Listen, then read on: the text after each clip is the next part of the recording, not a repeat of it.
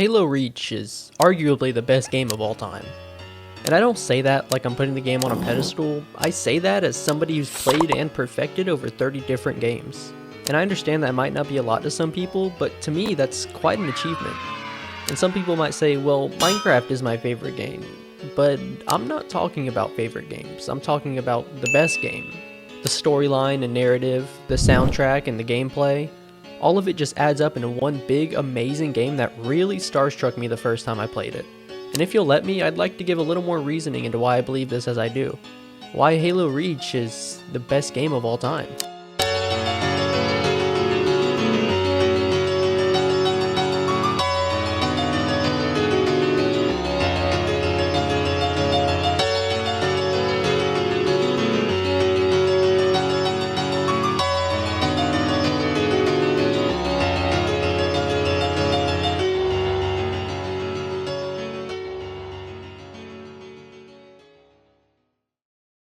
Halo Reach was released on September 14th, 2010, as Bungie's last big oorah of the Halo franchise before sending it off to 343. And since Halo had been a household name by that point in time, Bungie knew they couldn't just let it go without giving us one last game, and that's when Reach was born.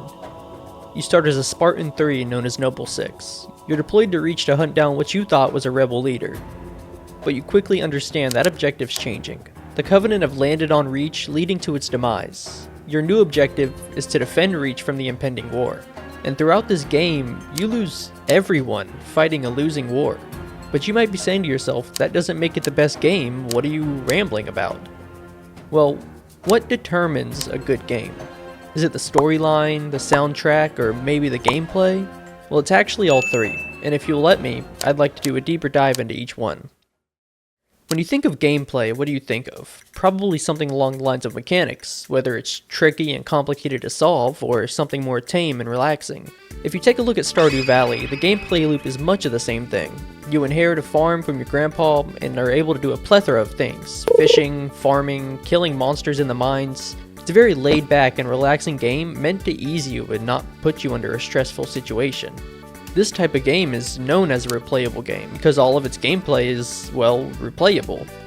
You build relationships, go to community events, build your farm up, and honestly, you could play this game 10 different times and still miss a bunch of gameplay.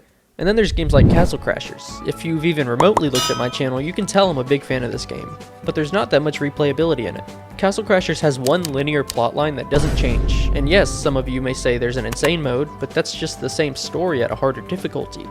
So unless you're achievement hunting, there's not really a point of playing it back to back to back like you do with Stardew Valley or Minecraft, for example.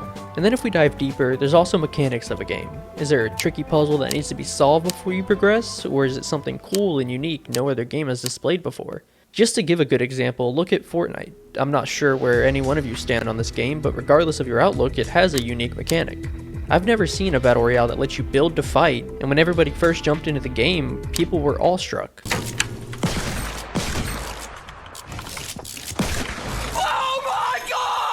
It was something truly unique and specific to that game.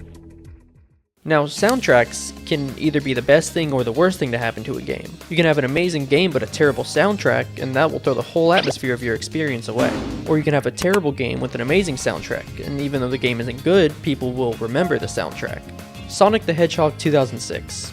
The soundtrack is remembered by many, but the gameplay and story were very flawed, along with poor controls and an all but good camera. But the music, man was the music good.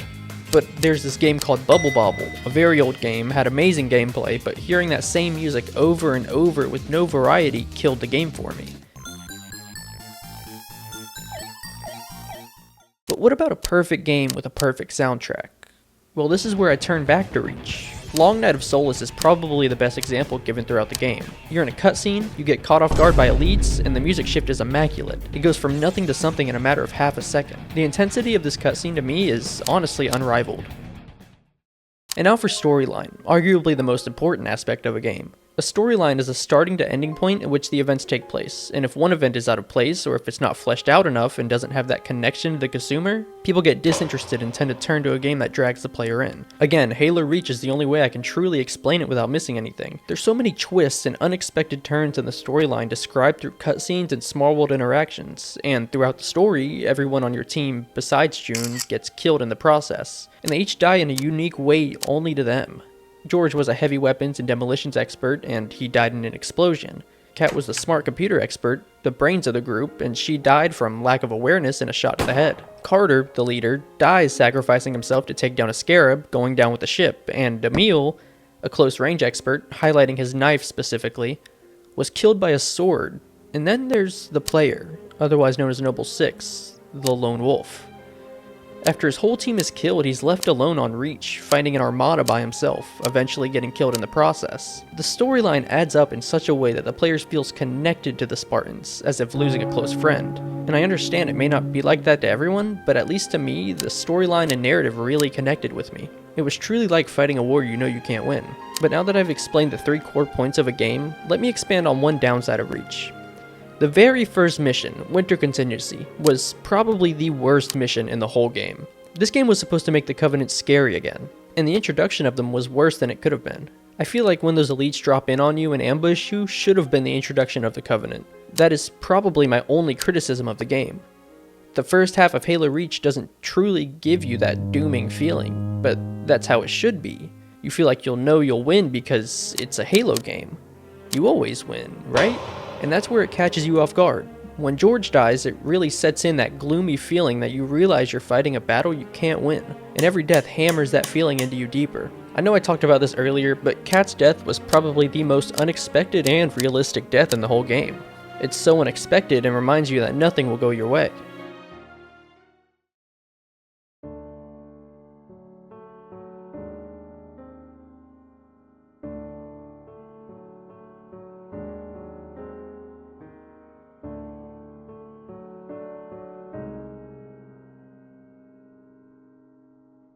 But you can also turn to look at the action this game introduces. It's not your basic run-of-the-mill Halo game where you land on a ring or are on a ship and have to kill Covenant. This game really makes you feel like you're fighting an unbearable battle for control of the planet.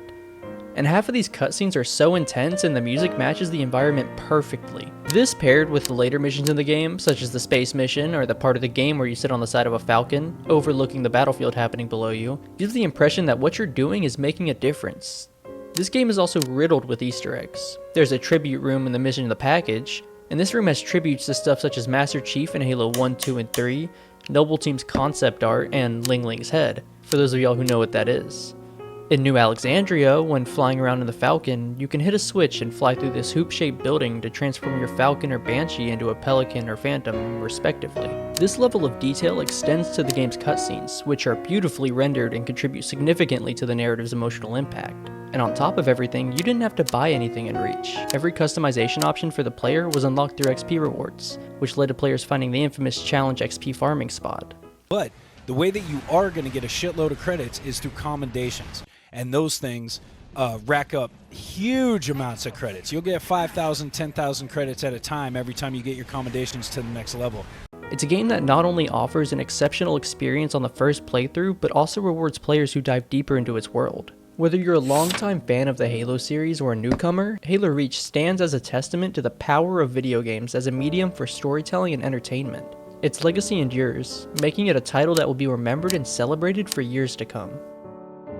If you like the video, please subscribe. These videos take a long time to make, and the support would go a long way. And be sure to tell your parents you love them and make the most of your day.